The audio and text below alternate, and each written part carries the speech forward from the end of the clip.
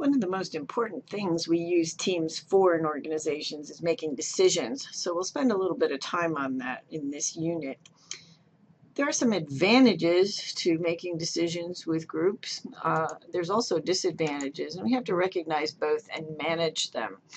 So the advantages would include having more complete information because we have more people. They obviously have more information. We have a diversity of views, different ideas from different people.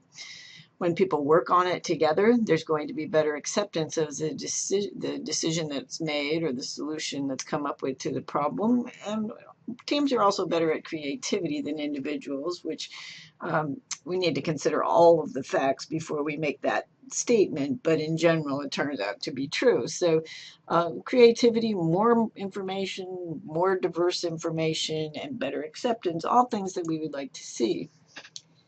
Disadvantages, from a time standpoint, teams are pretty much never efficient because it takes the amount of time to solve the problem or make the decision times however many people were involved. Individuals can make decisions much more quickly. The question is quality. Sometimes we see conformity pressures in group decision making. We'll talk a little bit about this in a minute. Dominance by a few. So if there's a dominant opinion, sometimes people don't feel safe in terms of expressing their own or voicing their concerns. There may be bad performance norms that are shared by the team, and then that's going to be a bad thing as opposed to a good thing. And finally, it's a little bit harder to hold individuals accountable if we don't know what individuals had to do within the group. Groupthink is a description of the pressures for conformity that often come about through either a very strong leader who is not holding back on their opinion. Sometimes it's also because the team has a decision already, or the team has a popular viewpoint on the subject. And they really don't want to consider anything else. If the way that teams can contribute to good decisions is by considering a broader range of information, obviously groupthink is going to turn out to be a bad effect that teams can also have, because it's going to limit that idea of looking at lots of information. So when we have pressures for conformity, that limits the consideration of information that's different, that it doesn't support what everybody thinks is the right answer, but could be decision relevant. So information that's unpopular or unusual or comes from a minority source, that is the one person who's saying this is a bad idea, automatically becomes a minority source. Or we can think about it in terms of demographics as well. All of those are reasons why groupthink might appear, and needless to say, that strong leader phenomenon is very important too. So if we think about some of the symptoms that we might look for in determining whether our group has groupthink or not, if people are rationalizing their positions using ethical or factual arguments, that is, everybody knows that is a factual argument that, of course, is subject to question, or saying that, this is a value-based position that I take on faith. Well, typically in organizations, we're not looking at positions that are taken on faith. We're looking at positions that are taken based on data. Pressure is put on those who disagree to stop talking. That is, we don't allow them to talk. We make fun of them. We cut them off before they get a chance to express their doubts. And people, of course, once they're going to experience some of this pressure, are going to self-censor those doubts pretty quickly. This helps to maintain that illusion that everybody agrees. And if asked, these teams will often say, well, everybody agreed to this, when in fact what they did was they stopped some people from expressing their viewpoints. Also, if we keep outside experts out of the mix, then we're more likely to be able to preserve this illusion that we all agree and that we're right, that other people are wrong. If we don't have to confront these outside experts, it's easier for us to do that. We're going to talk a little bit in just a moment about how we can counteract these problems. But we also want to raise another phenomenon that we often see in team decision making. Teams have a tendency to make more extreme decisions than individuals. They could be more risky, as in taking more risk in business decisions, or they can be more conservative, as in not taking very much risk. An example we might use, of course, comes from we could choose many examples. One that I've been thinking about a little bit recently is the corporate social responsibility example. If there is a tendency within a team to believe very strongly in, for example, environmental concerns, these people will feed off each other and take the team in a more radical direction based on their notion that they should be more exercising more corporate social responsibility. On the other hand, of course, if the team is composed of many people who do not consider environmental concerns to be at all important, their decision may move even further toward being rather risky with respect to the environment. So we can see right away that this could have some pretty significant effects on the outcomes if initially the group has a point of view, but that initial point of view becomes less moderate and becomes more risky or conservative. The initial view is based on the initial distribution of individual member views, right? So it's when that tipping point occurs, that is, everybody sort of pushes off and says, yeah, we really believe in the Keystone Pipeline or something of that nature that's not going to do anything to the environment. That's when people start moving toward more risky, in this case, environmentally risky approaches. Or again, if the team is all saying, well, no, we can't build any more pipelines. There should be no more pipelines. In fact, we should stop using fossil fuels. Needless to say, that's a huge tipping point as well.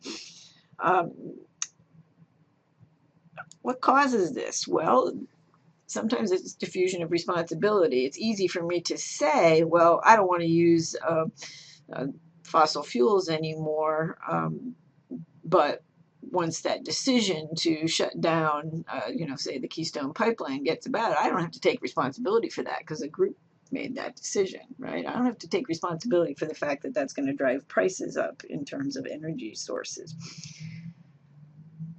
I also may get more confident because I hear other people expressing my opinion. I'm validated, right? As we were talking about earlier, my opinion has been validated. So I feel a lot more confident about it because other people agree. And that means I'm going to speak out more. And I may take a more risky position or a more conservative position in the same direction that I felt initially.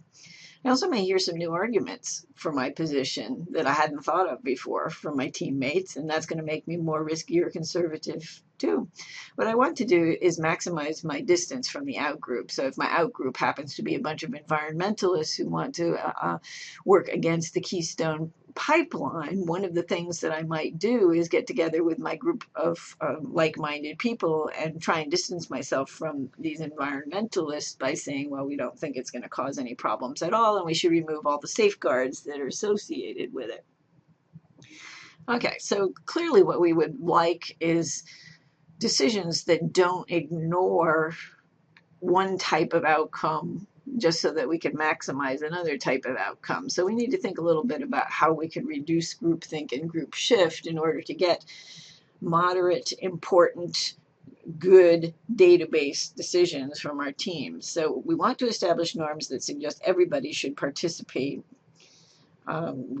We need to also perhaps mute the opinions of leaders or high status members who are very talkative and want to tell everybody how right they are. We might need to tell them to pull back. We need to establish that in our way of operating. We want to call on those who don't share, that is, essentially make them share an opinion. We want to bring in outside people who can tell us whether our decision is based on facts or it's based on rhetoric. We want to bring in opposing views, and that can be done with assigning an individual a devil's advocacy role. So if I have it as assigned to me, then maybe I'm more willing to speak up. And also we want to evaluate the suggestions at the end of the process, not during, because that means the suggestions will at least stay on the board for a while, and they will be considered as alternatives when we get to the end, as opposed to being cut off early in the process because they came from a low status member or they're not consistent with what the group overall thinks. Okay, one last issue that groups tend to have, and that's social loafing, which I'm sure all of you recognize. This is the tendency of individuals to exert less effort when they're working in a group than working alone, and it is very broadly visible across many different kinds of tasks, although it is somewhat influenced by national culture. That is, we don't see as much of it in collectivist cultures such as Chinese or Japanese culture. I'm sure you're experiencing some of this in some team that you're on right now. It could be the team in this class. I hope not, but it's going to be someplace. What we'd like to do to reduce social loafing and what you can do when you're working in classroom teams and on your job is to think about ways of individual contributions being identified so that you can determine whether somebody is doing their job or not. Hold them accountable to that. If you can't identify those individual contributions, then have members evaluate each other because they're up close and personal with the process. And that suggests that they're going to be able to see whether people are actually working or not. Make sure everybody has an opportunity to speak. Again, make sure everybody has the perception that they have something important to bring to the conversation. Sometimes people social loaf because they think their colleagues are so much better, so much more talented than they are. They don't really see what they have to bring. But typically we have a team that's designed a particular way for a reason, and that means everybody has to contribute. And keep the team small, making sure that we know that everybody has an important role to fill. It turns out to be important too. If people can slack and it's not really noticeable in the product, then we know the team is too big. So in summary, a few things about decisions. Group decisions can be worse or better than individual decisions, and it's really going to depend on the process that's used to arrive at the decision. Did we make use of the resources that we had on hand? Did we use some processes to limit groupthink, group shift, and social loafing? If we don't use those processes, we're going to see those negative events occur. We also might want to think just a little bit harder about who's listened to by other members. Is it the leader? Is it the person who uses the most airtime, that is, talks the most? Higher status members who might have status characteristics such as age or tenure in the organization, or perhaps they have perceived task knowledge because they have a certificate or a degree that indicates something that they should know. And are they very confident? All of those things lead us to pay more attention to a person, but they aren't necessarily indicative of that person being the person that we should, in fact, listen to. That has to be evaluated and made through a judgmental process that the team goes through in order to make good decisions. Motivation is also an issue in groups. As we've mentioned earlier, sometimes people don't care at all about a group project. That is, it's not something that's important to the center of their job, the core of their job.